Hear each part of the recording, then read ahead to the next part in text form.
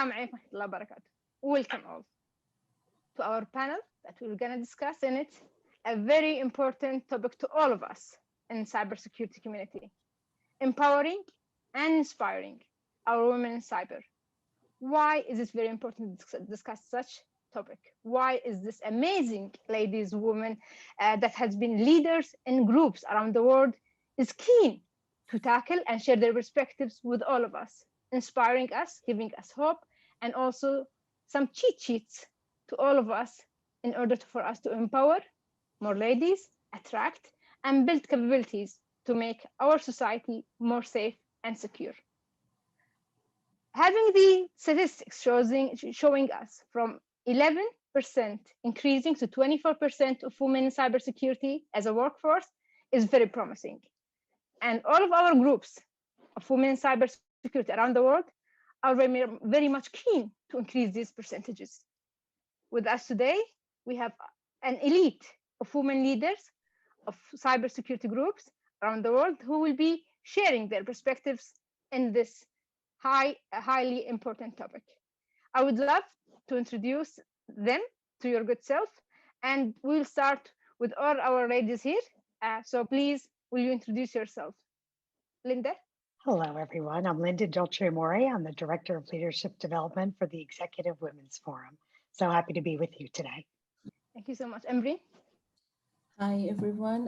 My name is Ambreen Suraj, and I'm a professor of computer science at Tennessee Tech University in USA, and I'm also the founding director of our cybersecurity education research and outreach center here at Tech. And I guess Reem invited me because I'm also the founder of Women in Cybersecurity organization. Always a pleasure to have you, Embreen. Mary, sorry for Hey, waking you everybody. very early this morning.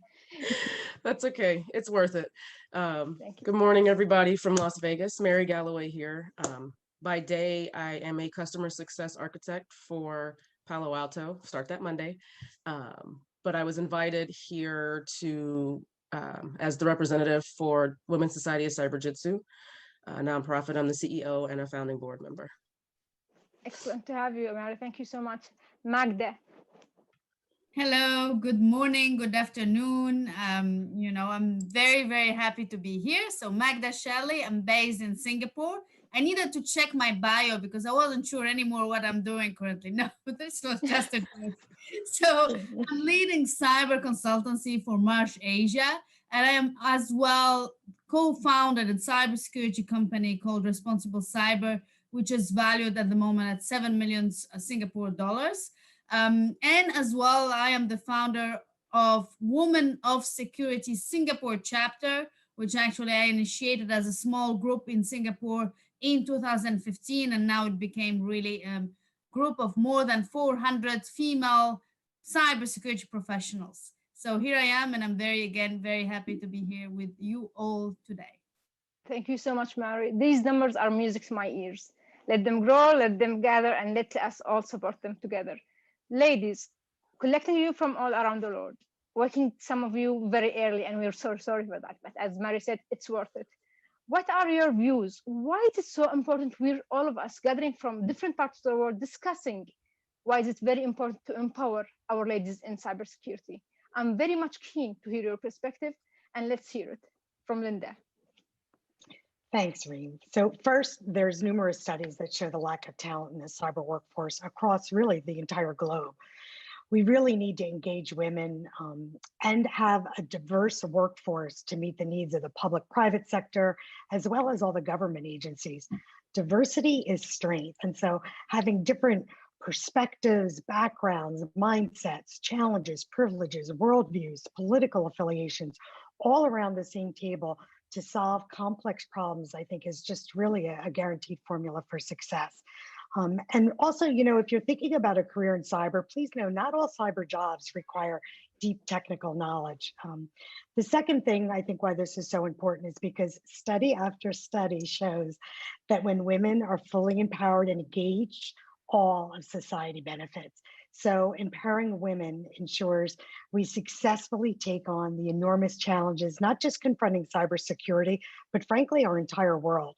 So empowering women is all of our collective opportunity.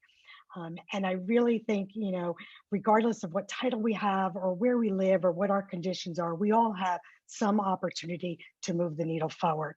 I know each one of us has unique talents and gifts, and when given the opportunity to use those talents, we can make valuable contributions and really flourish in our lives and in our careers. Very true. Flourishing by looking and embracing these talents. Your views, Ambreen, on that, please. So, I could not have said better what Linda just said about diversity aspect of it. To me, it's more of a pipeline problem because, of course, we are all talking about this. Everyone knows that we need tremendous number of people going into cyber career to meet the needs of the world, not just our respective nation. And in STEM workforce, half of them are women. So if you want to broaden pipeline in cyber, if you want more people in cyber, you cannot but leave that group alone. You have to recruit from that half of STEM workforce. So increasing more women in cyber works towards solving the pipeline problem in cyber. Brilliant, brilliant insight. Thank you so much, Ambreen. Mary, to you, why is it very important?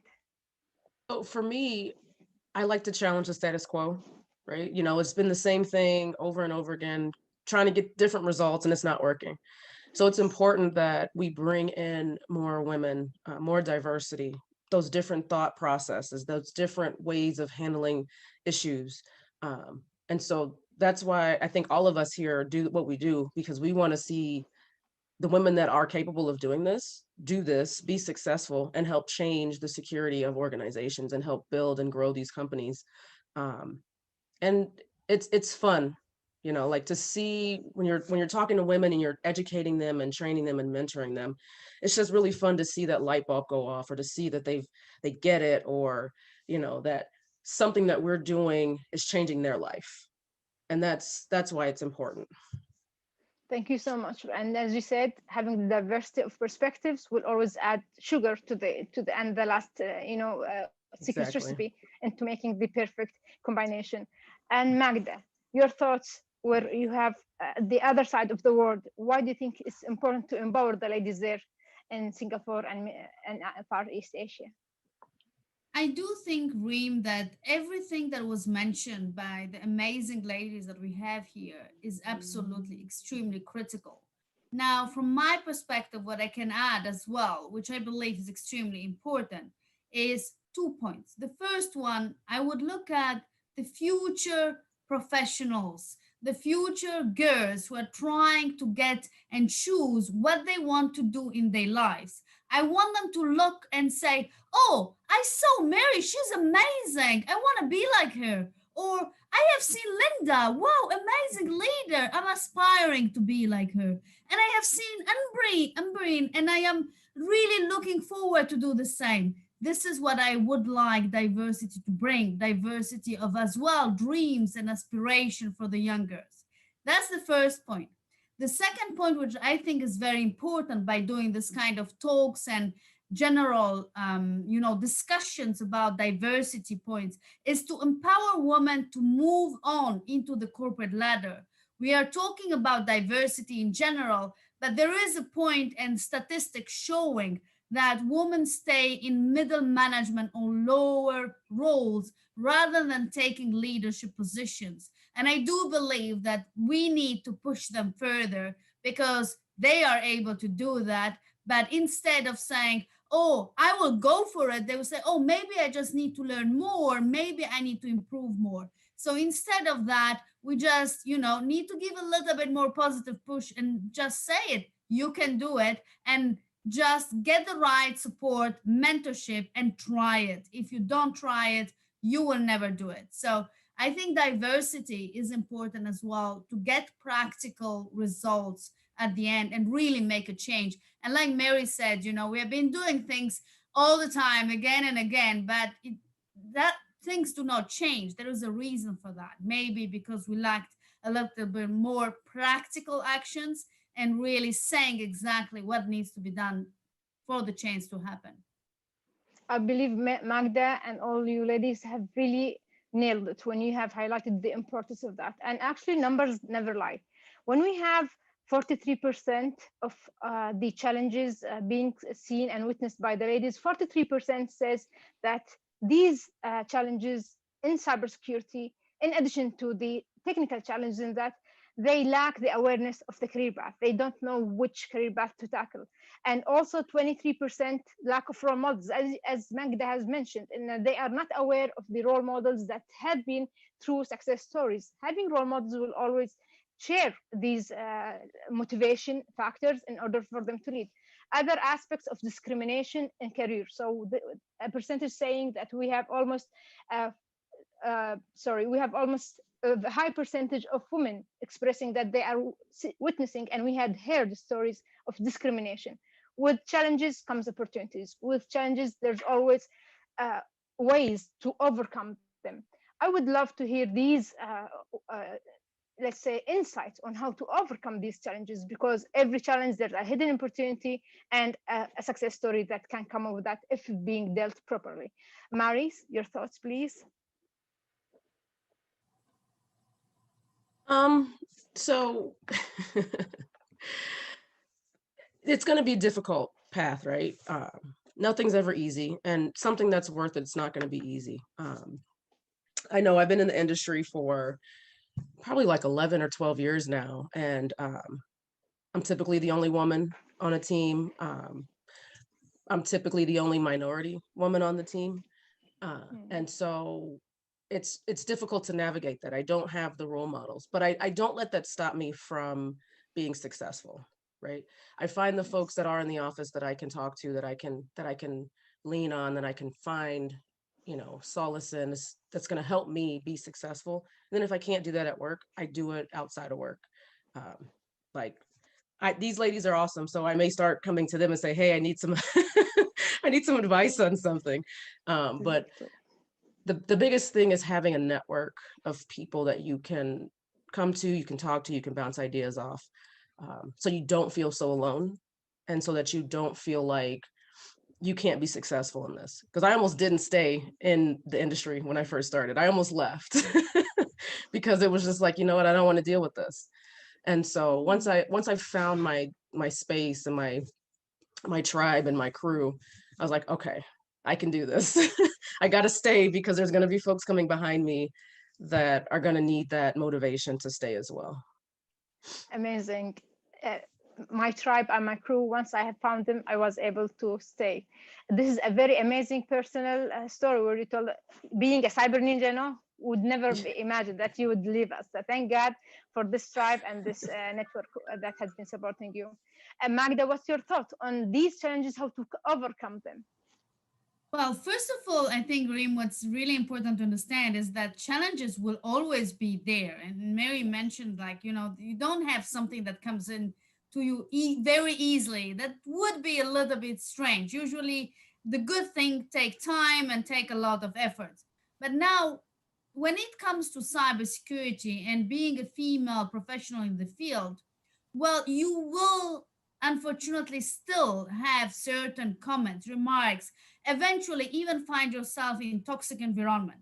It's like, for example, true stories. I get someone telling me, oh, but you are not a middle-aged man with gray hair, and you tell me that you can do that? True story, in front, in my face. So things happen. And then what do you do with that? Either you laugh about it, you continue your path, you do what you know you do well, or either you think about it, for weeks, and you find, oh, but I will not do it because someone randomly thinks so. So I would definitely think that, again, the challenges will happen. But what is very important, what I noticed as well in certain situations where especially younger female professionals in the field, they found themselves in a non-constructive environment, and they stayed there and they tried to win a battle that wasn't winnable. So I would definitely advise that there are amazing people. There are amazing male allies as well that can mentor you. If you find yourself in a place that doesn't value you, leave. That's my advice. Just leave, because there are other places that will support you, will help you, will let you, develop your career opportunities. You don't need to stay in a place that doesn't support you as a professional. Now, it doesn't mean that the other place will be perfect. You might find still people thinking like, oh, but you're not a man, but still, you might find a better place. So, again, don't get yourself into a toxic environment. Move on and find the place that will deserve you. Magda and Mary has highlighted the importance of having a support network, and also which we'll be tackling. And before going to that, I would love to touch something that I've been actually still searching for the right answer, although I believe I know it, but I would love also to hear the insights as well. The myth of balancing between us as women who have their social life, who have their commitments, families, friends, and being a CISO, or playing a leader role in the cybersecurity field, which tackles all the other aspects of burden, being 24/7 CISO and being 24/7 mom. Is there ever a balance? Is there any rightful combination or equation where we can really have that peace of mind that we did not we won't feel guilty of leaving our kids in their ceremony of graduation because we have an incident on site? Is it okay to be with our kids where there's an incident? Where's the right balance? Is there ever a right balance? Linda, your thoughts? Well, I don't personally use the word balance because I don't know that you can ever actually strike a balance. At the EWF, we talk about integration of work and life, and we really try to look at people holistically. I think everybody makes the decisions that are right for them in that moment, in terms of what's the priority, what's the immediate need. We all, as women, wear many different hats. We carry huge responsibilities on our shoulders, both professionally, personally, our roles in our family, as caretakers, as parents. So I always look at the word integration, right? How do we integrate all the aspects of ourselves in order to be our best selves? And also in the context of that, how do we take care of ourselves so that we can be our best selves? How do we refuel ourselves, replenish ourselves so that we can show up at our best? Things will keep coming at us. And I think it's just really important that we understand what we each need to flourish, and give ourselves breaks when something comes up at work and we need to deal with it while we're with our family, and vice versa. And hopefully we all work in understanding environments, where we have that opportunity to set the priorities and execute on the priorities, whether it's work or family in that moment. And hopefully we're all also giving ourselves a break, because none of us are perfect. Perfectionism is an elusive thing. The ball keeps moving. So hopefully we just give ourselves a break. We're kind to ourselves, and we really just look at ourselves with loving kindness with each moment, knowing that we're doing the best we can. I love that, by giving ourselves a break and be kind to ourselves. I think this is very crucial for us to be, because we're very much caring about being empathetic leaders with our own members and forgetting ourselves. And this may be because the way we are wired. Your thoughts on that, Ambreen? Is there really a balance or integration? Which one you would call it? I actually don't look at it from the word balance. Kind of like Linda said, integration, to me, I view it as a song. And sometimes my, work has high notes in it, and then my family gets low note, but my family gets again high note, and work has low note. But the main thing is, I'm not in this by myself. My family accepts me not just as a mom or a wife, but as a working mom or a working wife. Okay. Just like I do my husband, not just as a husband, but a working husband. And my kids, my family, my parents, we are all in this together. So if it's a song, they're my chorus, they're my support system, they're playing music with me. So we are all in this together. And, sometimes, one gets priority, but, as mom, your kids always come first, your family comes first. But, we find ways to make it all work together. Because of that, the key is acceptance, how your family, your support system views you as. And if they accept you as a working professional, and they're proud of that, then everything, you know works well. And sometimes they need help in understanding that, and that's where you come in. Our own confidence, our own strength comes in to make our family understand that this is who I am. Amazing. Defining it as a song, making it a musical to my ears, as well as giving them the chance to explain to them how crucial it is to be in that role. However, as you said, as moms, family always comes first. So we really need to tell them that if things goes wrong, remember that you will always be my number Yes. one. I believe this is the most important message. 200%. Yes. If Exactly. there was a choice, then they come first. But it doesn't Exactly. have to be a choice. Yes, integration is the secret, right, Linda? Yes. Excellent. Magda, do you have something to share it about on that aspect? Yeah, thank you, Reem. I just wanted to say, if you want to have a balance with around cybersecurity incident with your family, you just convert your husband into cybersecurity and teach your kids to hack. Believe me, it works. You will just make them very busy. Speaking of which, my youngest, who is almost like my shadow at home, she has named herself the Queen of Hackers. So maybe she'll be your favorite, Mari and Magda, our two M's. She's naming herself the Queen of Hackers, and she moves around the house bragging about it. So yes, I believe we need to do that, and we need also to teach them the way. One time I shared with my kids the interactive map of the attacks between the whole world, and they were like cheering up as if they're looking at Barcelona and Real Madrid, and say, yeah, they're attacking that country, and yes, this country is beating them. I said, it's not a football soccer, it's like systems and cyber attacks.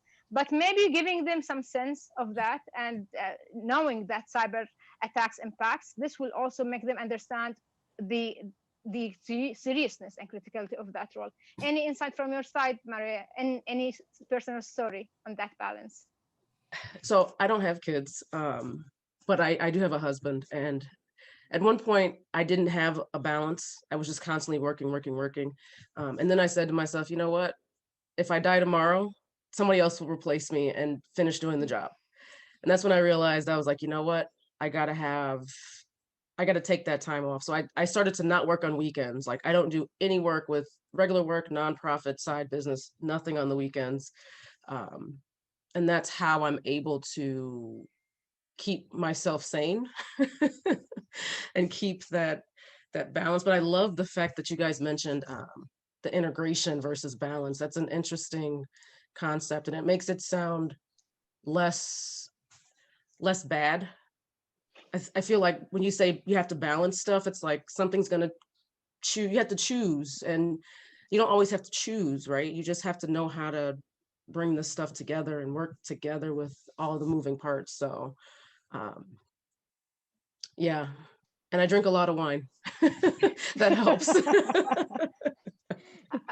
I believe, Linda, you have gave us the comfort piece in our own souls when you said integration. We are now feeling less guilty when it comes to do that balancing challenge. Having, as many of you have already shared of that, the support network, the tribe, your people, what's the importance of having that in getting you going? Mary has shared with us some snaps and even teasers of this question of saying, I almost left, but because of finding my tribe, I'm here today. And she's an amazing cybersecurity professional who's adding every day support, knowledge, above and beyond. So what is the important and what type of these networks that can really relate to us and help women in this very challenging field? Linda. Well, first, the need to connect is really the most powerful force than any other for humans in the universe. So really, I encourage, each one of us should have some kind of a supportive network or a community like Women in Cyber Middle East, or even the Executive Women's Forum, which is really a safe place where all women are welcome to connect, learn, and advance. Our community should be a place where we share common experiences and challenges and brainstorm, how we move beyond them. At the EWF, we're created a community where women can be their authentic self, visualize their highest self, find their voice and their belief in themselves. But I would also say, in addition to having a community, I would encourage everyone to consider having a personal board of advisors.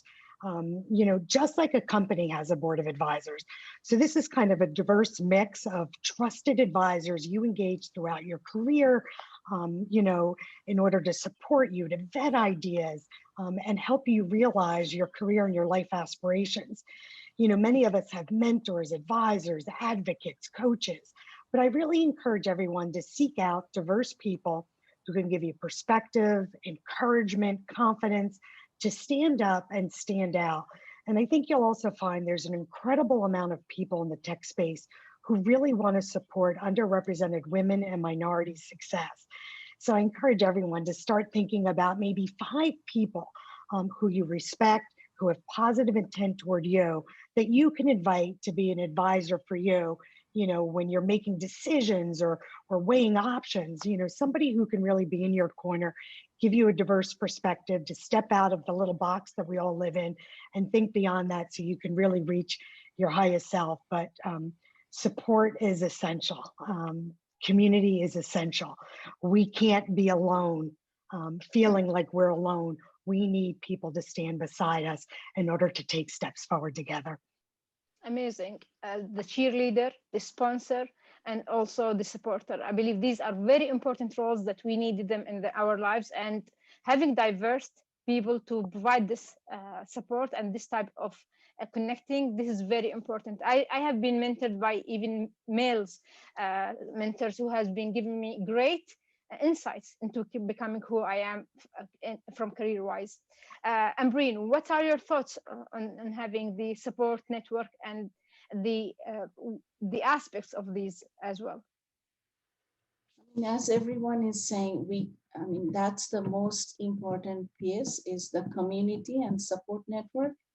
And I know others are speaking and will be speaking about their support network.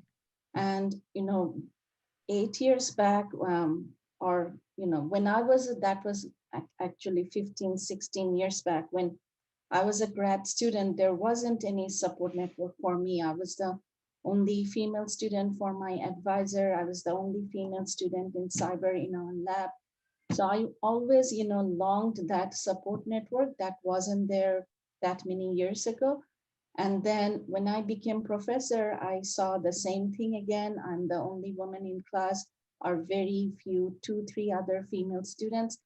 And what bothered me most is, I love cybersecurity, and I know that there are so many careers and opportunities in cyber. Why wouldn't other girls be interested in this field? And I figured the main problem is they just don't know about this. When they grow up in schools, no one talks about cybersecurity. Their counselors or teachers don't tell them, hey, you can go into cybersecurity following this path. When they go to college, very few colleges back then had even any cybersecurity program. So that's why I created this community of women in cybersecurity, or WICIS. And the goal was to show women that there are others like them, that they can be like these amazing women in this network. And there are so many careers, opportunities, role models, mentors in this community. So over 8 years, I think we are, now that we are a nonprofit organization, we have around 6,000 members around the globe. We have 115 student chapters in 115 colleges. We have around 30 professional affiliates. So these are all about, reaching out to community where they are. So organically, so that, students or professionals, they can find someone in their geographic region to talk to. I mean, not everything has to be remote. So I guess my advice would be take advantage of these networks, like, Women in Cyber Jutsu, the one that Magda has in Singapore, EWF, WSIS, and there are other like them. There are few others that I can name easily. Belong to at least one, if not all of them. It doesn't take a lot to belong to all of them. And I'm sure you'll find different strength in every one of them. And they're going to support you as much as you can.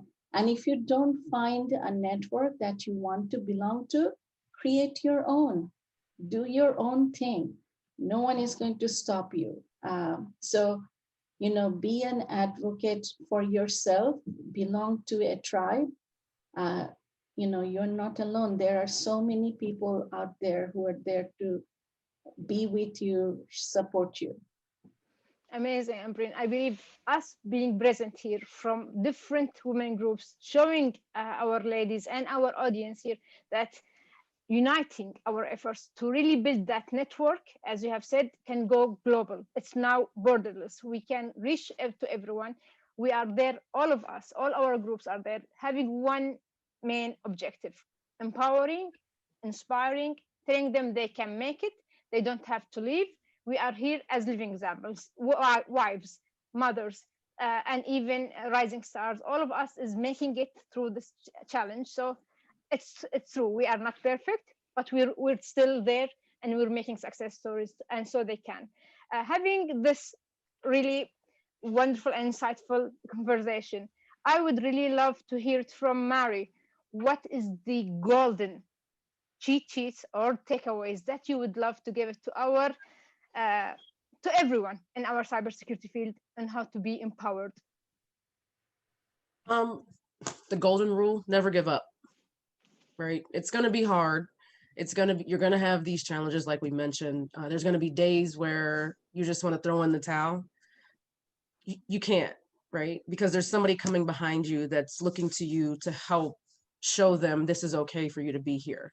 So my biggest thing is just never give up. Excellent. Never give up. Magda, never give up. And Well, I would say wanted to give a practical example, and I think I'm focusing more about the ally part. So I give you an example that has been actually written in several books and several articles about a woman getting into a board meeting and then mentioning something, an idea, but no one would actually say that idea is great. But then she goes to another meeting, she mentions the idea to a group of male professionals, and then one of the male professional immediately after her speech say, yeah, that's great, and then it becomes a great idea and everyone actually supports her. So give yourself the chance to have that one person that will support you in these critical situations where you need to prove yourself. It will help you to prove a point, it will help you to talk about an idea and get the right approvals when it comes to a bigger support. So talk with that particular ally. If it's a male colleague, that's perfect. Before a meeting, for example, share some information. Of course, it needs to be someone who you trust, right? Not someone who's going to steal your idea, but that's again the challenges. And then use that as a support and encouragement to slowly evolve in your career. And Mary said, don't give up. I will say, don't stop. Move on that ladder, because you can do it, and you can become the better version of yourself as a security professional. oh my God, I'm being motivated already. I want to conquer now the world and become above the CISO role now. It's really, really inspiring. And these takeaways from such experience, ladies, is really golden ones. Ambreen, what's your thoughts on the main golden takeaways for our ladies and our audience as a whole to be empowered? I would say, first and foremost, respect yourself. Be an advocate for yourself. Don't think of yourself as a woman in cybersecurity. Think of yourself as a cybersecurity professional who happens to be a woman. There is no difference between you or men. You know, physiologically, we are not anywhere less than our counterparts. It's all up in our head. So if you don't respect yourself, others won't respect you. You have to see yourself as equal, and you have to teach people around you to see you as equal. You know, people around you don't have to always empower you or support you. All they have to do is not be in your way. And as you move on, that's it. Excellent. Oh, thank you so much, Ambreen. Linda, we Well, love I the would integration part. So what other golden tips do you have for us? You're setting a high bar here, Reem. Yes. I would say two key takeaways, right? First, find an organization that purposefully creates an empowering environment, one that's inclusive, that actively seeks to hire women and supports them advancing, you know, at the highest levels. And second, I would say, and most important, the word empowerment means to give power. No one gives me power except myself. And I personally don't give my power away to anyone or anything. So, in order to empower ourselves, we have to be aware of how we either speak power to ourselves or defeat in ourselves. We all have about 50 to 60,000 thoughts a day. 80% of those thoughts are negative, and many of those negative thoughts are negative toward ourselves. So we all must first be aware of how we either empower or disempower ourselves with our self-talk. And I'm going to just really encourage everyone to really be aware, become your biggest cheerleader, be the hero of your own journey, put on your cape and fly to live an empowered and fulfilling life. That's amazing. We all have our capes. I believe in doing what we do, what we are, and being here. I believe all of us is wearing their capes into inspiring the other ladies. As you have all have said, and you have all have shared, you have inspired me myself to pursue and to keep what I'm doing. Yes, as Mary have said, sometimes we want to just live and live normal lives, but it's fun to live this life. It's fun to see our women and you receive these feedback saying, I never knew about cyber. Now I'm very much interested to join it. This really makes and draws a big smile on our hearts, knowing that somewhere, in some country, in some home, there's a rising star who's very much interested to join the cybersecurity and raise her talent just because of you ladies and what you're inspiring them. Thank you so much. And we would love to conclude this wonderful and insightful panel with these golden takeaways that our ladies have shared with us. We thank you, ladies, from all over the world and from the deepest of our heart of Women Cybersecurity Middle East for joining us and for enriching our panel with your insightful and thoughtful perspectives. Thank you so much, ladies, for joining us. Be well, empowered, and be secure. Thank you. Thank you.